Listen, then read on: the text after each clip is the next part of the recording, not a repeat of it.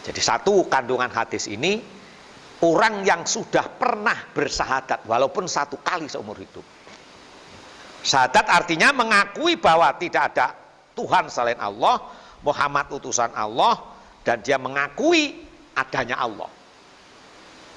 Mengakui, membenarkan kenabian Muhammad Rasulullah SAW. Tidak mengaku nabi, tapi dia mengakui kenabian Muhammad, maka fakot asomadamu, wajib dijaga darahnya. Fakot asomadamu wasona nafsuhu, dan dijaga jiwanya. Tidak boleh disakiti, tidak boleh diganggu-gugat. Nah, ini akhlakul karimah dalam Islam. Nah. Jadi kalaupun ada kemudian kita berbeda dengan orang lain, ya silahkan berbeda. Tidak boleh saling menyerang satu dengan yang lain. Tapi pembawaan keilmuan biasanya sulit itu. Orang yang sudah punya pemahaman satu ilmu akan menyalahkan ilmu yang lain. Itu kebiasaan. Jadi pola-pola pembelajaran, cara-cara berpikir keagamaan menjadikan akan terpolarisasi menjadi kelompok-kelompok. Nah, yang paling menakutkan kalau kelompok-kelompok itu saling menyalahkan, itu yang paling berbahaya. Itu. Maka sama-sama kita tidak tahu secara utuh. Makanya di sini patokannya yang utama, selama saudaramu sudah pernah bersyahadat, mau sholat tidak sholat, puasa tidak puasa, tidak usah pikirin. Karena apa? Sholat dia, puasa dia, sedekah dia, haji dia, itu urusannya dengan Allah Subhanahu wa Ta'ala. Gitu. Hubungan dengan kita asal tidak mengganggu hak milik kita, tidak menyakiti kita, itu selesai sudah. Jadi orang manusia hidup di muka bumi ini selama bisa bermitra, tidak bisa ya sudah, yang tidak boleh bertengkar. Apalagi kemudian menyimpulkan sendiri, menganalisa sendiri, kemudian menjadikan cerita, itu fitnah namanya. Nah itu. Maka puasa dalam 1 bulan penuh itu orang sebenarnya diajak untuk merenung apa-apa yang pernah dilakukan, disengaja menyakiti orang lain atau tidak. Sebab seringkali kita tuh melakukan kebajikan tapi tanpa sadar juga menyakiti orang lain. Sama, saya menjelaskan kayak begini, mungkin orang tidak sama dengan pola pikir saya akan marah-marah, akan sakit hati, begitu. Kalau saya sudah terbiasa sehingga saya tidak pernah sakit hati kepada mereka yang berbeda. Wala yajuzu li ahadin wala yahillahu ayyari qadamuhu. Tidak boleh seseorang dan tidak halal bagi mereka untuk mengalirkan darah mereka.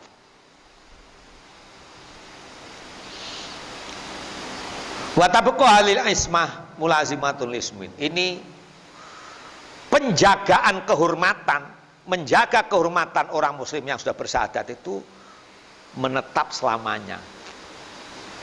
Selama dia tidak menyatakan kekafirannya. Gitu.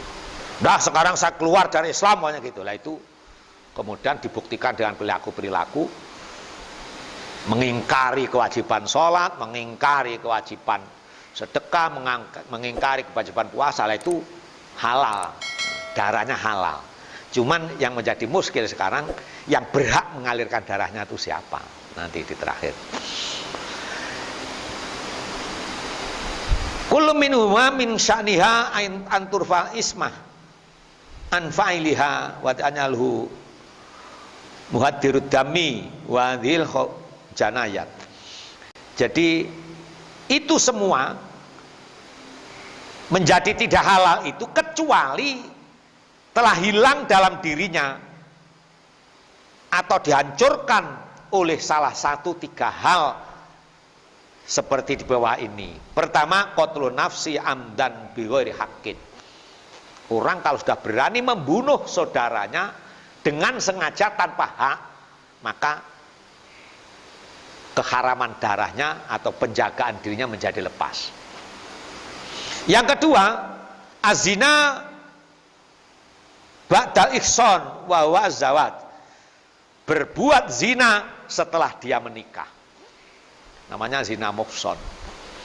Itu hukumannya didera sampai mati. Nah, siapa yang mendera? Itu nanti itu. Yang berhak menghukum. Nah, kalau memang kita tidak tahu siapa yang, mestinya kita karena sudah tidak ada rasul, tidak ada pemimpin Islam, Tidak ada negara Islam, tidak melaksanakan hukum. Kita sendiri yang menerapkan dalam diri kita supaya kita menjauhi itu. Artinya ketika kita berbuat selingkuh, kita membayangkan seandainya ini ada hakim yang diakui sebagai negara muslim, maka aku harus dibunuh. Nah gitu. Daripada saya dibunuh, lebih baik menghindar. Jadi gitu. Kembali pada firman Allah, ya ayyuhalladzina amanu qu anfusakum. Wahai orang-orang yang beriman, jagalah dirimu. Dirimu dulu dijaga. Jadi bukan menantang orang lain, menjaga diri sendiri dan keluarga. Dan yang ketiga adalah murtad. Makanya ini penting supaya kita tidak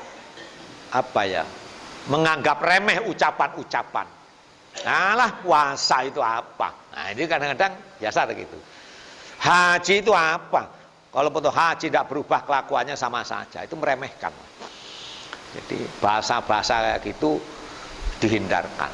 Atau dalam rumah tangga bahasa-bahasa tolak, mah kamu udah balik aja ke rumah bapakmu sana, sambil marah-marah. Itu kalau hatinya tergetar pengen cerai itu jadinya. Jadi yang dijaga diri kita sendiri, bukan orang lain.